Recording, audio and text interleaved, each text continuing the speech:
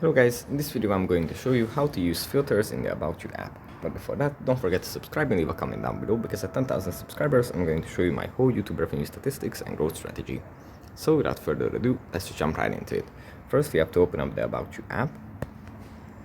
And here it usually opens up in the home menu, where we can browse different kinds of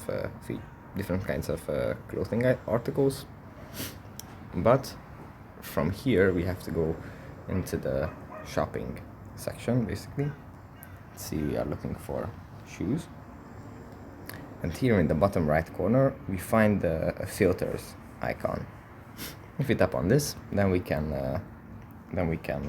add different kinds of filters that we would like to apply. For example, size.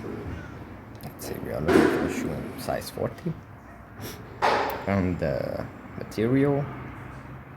See, we look for leather shoes, and then we just tap on show items and we can browse the items that fit our criteria. So that's pretty much it for this video. Hope it was helpful for you guys, and I'll see you in the next one.